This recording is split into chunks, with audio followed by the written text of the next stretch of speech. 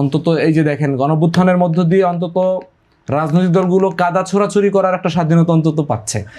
মানে আমি যদি একবারে নেগেটিভলি বলি, যে আপনি গণঅভ্যুত্থান না হইলে তো এই বিএনপি কাদা ছোড়াছুরি করার সুযোগ পাইতো, জামাত কাদা ছোড়াছুরি করার সুযোগ পাইতো, গণঅভ্যুত্থানের না হইলে এই এনসিপির মতো ছেলেপেলেরা দল করতে পারতো।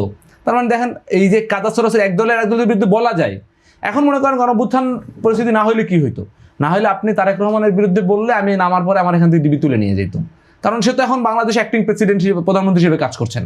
হ্যাঁ, সো তুলে নিয়ে আসলেই তাই। কারণ আপনি দেখেন না যে বাংলাদেশের সমস্ত রাষ্ট্র যেন গুলশানের একটা অফিসের দিকে মনে হচ্ছে তার কেবলা ঠিক করে ফেলছে, সেখানে বিভিন্ন বাহিনীর প্রধানরা পর্যন্ত সেখানে যাচ্ছেন, তার মানে নির্বাচনের প্রচারণায় কোনো আচরণবিধি কাজ করছেন না।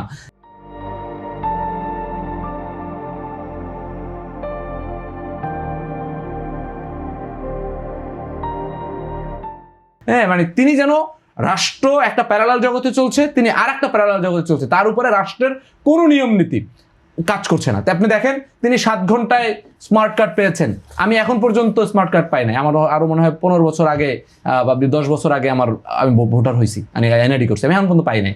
তো আমি 7 বছরও যেটা পাই নাই, তিনি সেটা 7 ঘন্টায় পাচ্ছেন।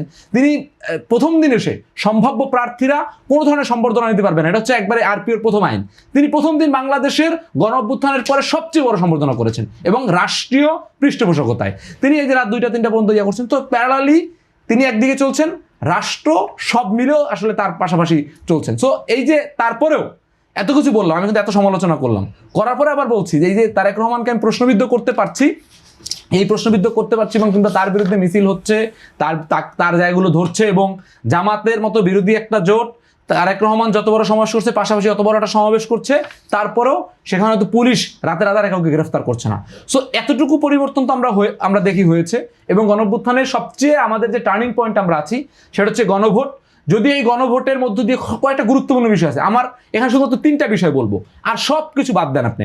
প্রথম কথা হচ্ছে যে 10 বছরের বেশি কেউ প্রধানমন্ত্রী হতে পারবে না। যদি এটা হয় অন্তত আমরা একজন শেখ হাসিনা ঠেকাইতে পারবো, কারণ বাংলাদেশের রাজনৈতিক প্রেক্ষাপটে কারো শেখ হাসিনা হয়ে ওঠার জন্য অন্তত 10 বছর সময় লাগে। এটা হচ্ছে প্রথম জায়গা। দ্বিতীয় জায়গা হচ্ছে আপনার এই স্বায়ত্তশাসিত প্রতিষ্ঠানগুলো, দুদক মাদক কিংবা হচ্ছে পিএসসির মতো প্রতিষ্ঠানগুলো অন্তত আইনিভাবে প্রধানমন্ত্রী থেকে মুক্ত হবে।